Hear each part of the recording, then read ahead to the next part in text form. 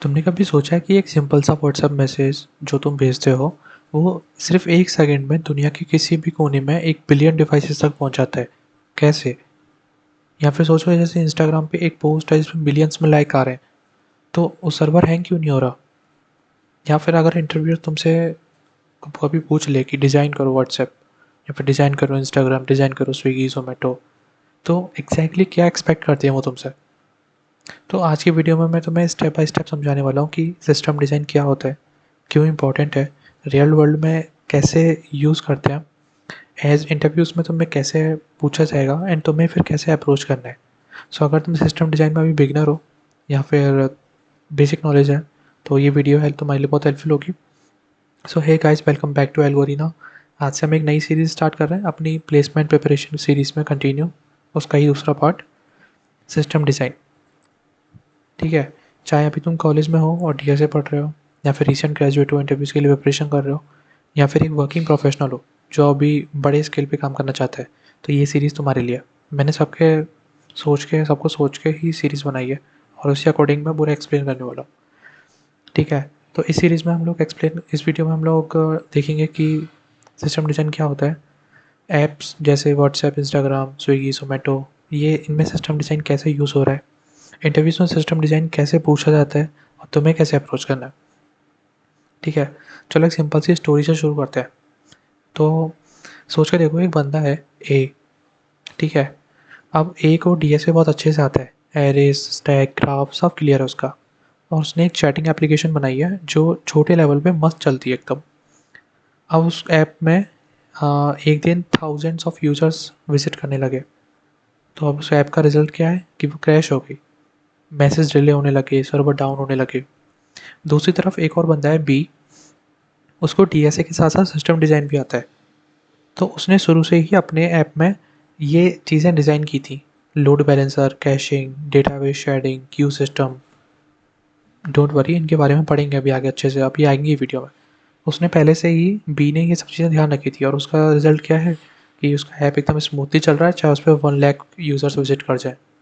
सो ये डिफरेंस है DSA versus DSA plus system design वाले दो कैंडिडेट्स में। ठीक है, तो आप देखते हैं सबसे पहले सिस्टम डिज़ाइन के बारे में। तो पहले सिस्टम डिज़ाइन का देखते हैं। सिस्टम डिज़ाइन दो तरह से होता है, मतलब सिस्टम डिज़ाइन अकेली एक चीज़ नहीं है, इसमें दो चीज़ें होती हैं, एक तो एलएलडी, एक है एचएलडी, दोनों से मिलके बना हुआ होता है। ठीक है, एलएलडी होता है लो लेवल डिज़ाइन और एचएलडी होता है high level design.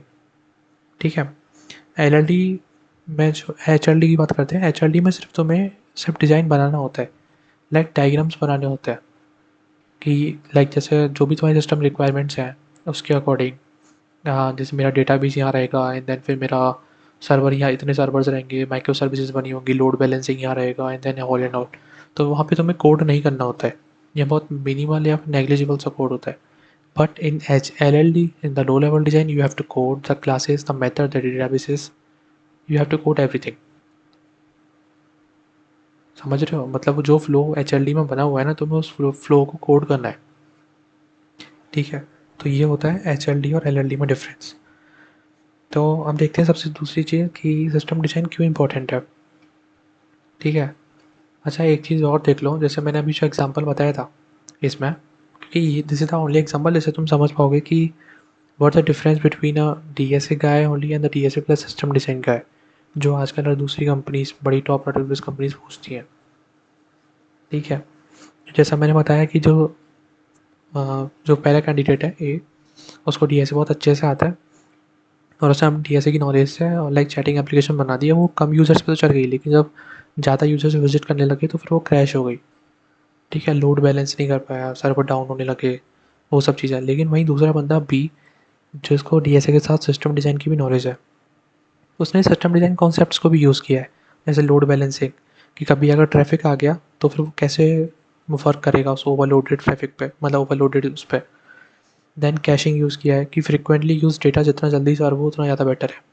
Database sharing, कि डेटा अलग अलग पार्ट्स में स्प्लिट हो जाएगा। ठीक है, क्यू सिस्टम, कि अगर लोड ज़्यादा हो तो रिक्वेस्ट ऑर्डरली हैंडल हो, तो उसने टीएसए के साथ साथ ये चीज़ अभी हैंडल की है। तो दैट्स वाई उसकी एप्लीकेशन पे चाहे 1 लाख यूज़र्स आ जाएँ तो फिर वो कोई प्रॉब्लम नहीं आएगी। ठीक है, तो ये चीज़ें जो डिफरेंट डिफरेंट बनाती हैं। और यही सा रीज़न है कि बड़ी कंपनीज़ में वो सिर्फ डीएसए की रिक्वायरमेंट नहीं करते, डीएसए के साथ तुम्हें सिस्टम डिज़ाइनिंग भी आनी चाहिए। वो देखना चाहते हैं कि तुम लार्ज स्केल जो एप्लीकेशंस हैं, प्रोजेक्ट्स हैं, तुम उनको कैसे हैंडल कर सकते हो। ठीक है, आप देखते हैं कि वाई सिस्टम डिज़ाइन इंपॉर्टेंट। तो देखो, सिस्टम डिज़ाइन इतना इंपॉर्टेंट क्यों है, क्योंकि पहली चीज़ है स्केलेबल, स्केल हैंडल करना। आज के ऐप्स छोटे लेवल के नहीं हैं, ये ग्लोबल स्केल के लिए डिज़ाइन होता है। नेटफ्लिक्स के बारे में सोचो, daily billions of hours streaming handle होती है। अगर डिज़ाइन वीक हुआ तो पूरा सिस्टम डाउन हो जाएगा, है ना। सेकंड चीज़ है रिलायबिलिटी एंड यूज़र एक्सपीरियंस।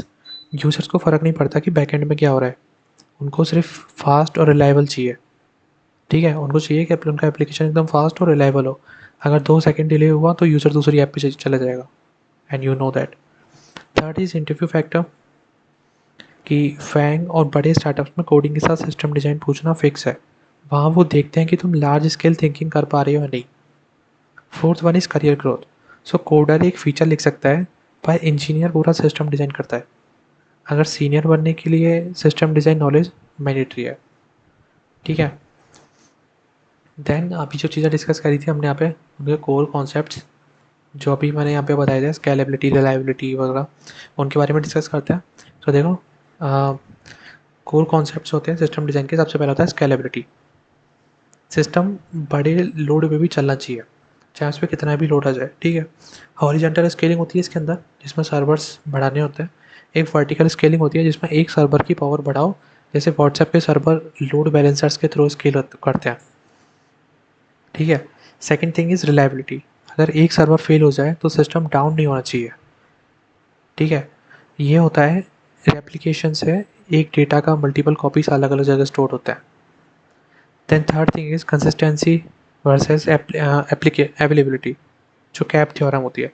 ठीक है, कंसिस्टेंसी कि सब यूजर्स को सेम डेटा देखे, अवेलेबिलिटी की सिस्टम हमेशा रेस्पॉन्ड करे। पर दोनों एक साथ हर टाइम पॉसिबल नहीं रहे होते, ट्रेड ऑफ करना पड़ता है। जैसे व्हाट्सएप मैसेज सिंक कभी कभी डिले होता है क्योंकि availability is greater than consistency, कभी कभी अवेलेबिलिटी ज़्यादा होती है। ठीक है, और लेटेंसी, फोर्थ पॉइंट, रेस्पॉन्स कितनी फास्ट आती है। जैसे इंस्टाग्राम फीड लोड होना चाहिए इंस्टेंटली, इसके लिए कैशिंग और सीडीएन यूज़ होता है। And the fifth thing is fault tolerance. अगर कोई पार्ट फेल भी हो गया तो भी सिस्टम चलता रहे। जैसे नेटफ्लिक्स है, नेटफ्लिक्स अपना चाओस मंकी टूल यूज़ करता है सर्वर्स इंटरनेशनली तोड़ने के लिए। ठीक है, सॉरी, इंटरनेट सर्वर इंटेंशनली तोड़ने के लिए, ताकि चेक करे कि सिस्टम सर्वाइव करता है या नहीं। That name is chaos monkey.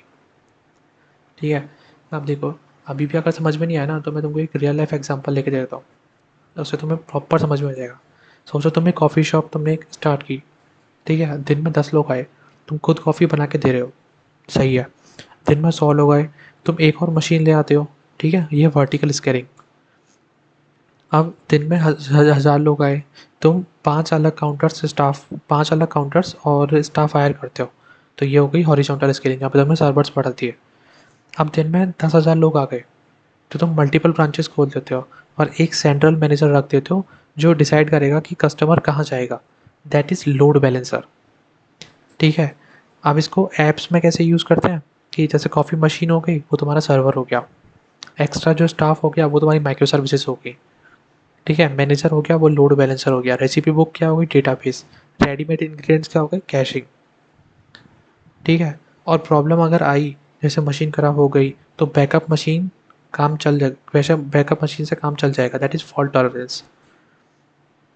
ठीक है, तो दिस इज़ वॉट की सिस्टम डिज़ाइन लाइक थिंकिंग, कि कैसे सिस्टम को डिज़ाइन करने वाली थिंकिंग होती है।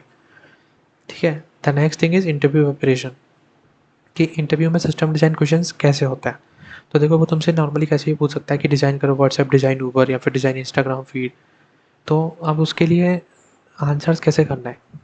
ठीक है, जैसे इंटरव्यू तुम्हें बहुत डिटेल में नहीं बताएगा आगे से, क्योंकि ये system design is the only thing जहाँ पे इंटरव्यू तुम्हें आंसर से ज़्यादा तुम्हारा जो टाइम होता है ना, वो ड्यूरेशन, जहाँ पे तुम क्वेश्चन सुनने के बाद और फिर तुम रेस्पॉन्ड करते हो फाइनल आंसर, उस बीच में वो तुम्हें डिसाइड करता है कि तुम्हें एक्चुअल नॉलेज है या नहीं। कैसे, मैं बताता हूँ। देखो, अगर इंटरव्यू तुमसे कोई भी चीज़ पूछ ले कि like design WhatsApp design Uber design Instagram feed, इससे ज़्यादा वो नहीं बताएगा। तो फिर तुम्हें सबसे पहली चीज़ करनी है क्लैरिफाई रिक्वायरमेंट। सबसे पहले इंटरव्यूअर से पूछो कि स्केल कितना है, फीचर्स कौन से होंगे। जैसे व्हाट्सएप है, तो व्हाट्सएप डिज़ाइन करना है तो सिर्फ 1-to-1 चैट चाहिए या फिर ग्रुप चैट भी होनी चाहिए। तुम जितने ज़्यादा उनसे क्लैरिफाई करोगे ना उनकी रिक्वायरमेंट्स उसकी एप्लीकेशन की, तो उतना ज़्यादा उसको लगेगा कि इसको नॉलेज है। ठीक है। Second thing is HLD, big pictures बनाओ, मतलब प्रॉपर एचएलडी मत बनाओ if you are in low level design interview, जो कि आजकल जूनियर लेवल्स पे भी होते हैं। लेकिन तुम नॉर्मल डायग्राम बना ही सकते हो जो तुम समझ में आ जाए। ठीक है। कंपोनेंट्स कैसे इंटरेक्ट करेंगे वो सब चीज़ें, जैसे व्हाट्सएप है तो व्हाट्सएप में क्लाइंट होगा, देन क्लाइंट लोड बैलेंसर से कनेक्ट होगा, देन फिर वो chat server, then database and notification service, इस तरह से। ठीक है। Then third thing is data flow explore करो, मैसेज क्लाइंट से कैसे सर्वर तक जाता है, फिर कैसे डिलीवर होता है, वो सारी चीज़ें उसको एक्सप्लेन करो।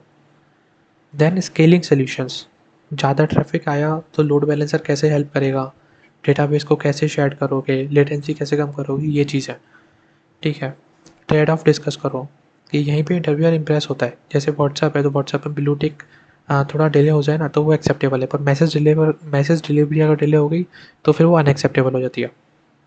एज केसेस कवर करो, नेटवर्क फेल हो गया तो क्या हो गया, तो क्या होगा। ठीक है। डुप्लीकेट अगर मैसेज आया तो फिर कैसे हैंडल होगा, तो ये चीज़ें डिस्कस करो उसके साथ। सो या दैट्स इट। देखो सिस्टम डिज़ाइन तुम्हें ना सिर्फ इंटरव्यू क्रैक करना नहीं सिखाता, तुम्हें एक रियल इंजीनियर बनाएगा। सोच के देखो, डीएसए तुम्हें एक ट्री बनाना सिखाता है, पर सिस्टम डिज़ाइन तुम्हें एक फॉरेस्ट मैनेज करना सिखाता है। और अगर इसी सीरीज़ में हम स्टेप बाय स्टेप जाएंगे ना तो बेसिक से लेकर रियल वर्ल्ड केस स्टडीज़ तक सब कवर करेंगे, डोंट वरी। ठीक है। सो अगर तुम्हें लगता है ना कि तुम्हें नेक्स्ट इंटरव्यू में सिस्टम डिज़ाइन, या फिर तुम कुछ ऐसी कंपनी की टारगेट कर रहे हो जहाँ पे सिस्टम डिज़ाइन या फिर ऐसा कुछ पूछा जाता है, तो भाई this series only for you. मैं एकदम स्क्रैच से एकदम डायरेक्ट बात करूँगा, कोई भी इधर उधर की बातें नहीं करूँगा। ठीक है। तो सब्सक्राइब करो, अगली वीडियो में हम डीप डाइव करेंगे स्केलेबिलिटी, लोड बैलेंसिंग, उप्स कॉन्सेप्ट्स और बाकी जो चीज़ें हैं सिस्टम डिज़ाइन की। और अगर इस वीडियो में कोई भी अपडेट है या फिर कुछ भी तुम्हें चाहिए कि इस तरह ये एक्सप्लेन और अच्छे से करो या फिर ये करो, just let me know in the comment section once. I'll definitely make sure in the next new video. Thank you.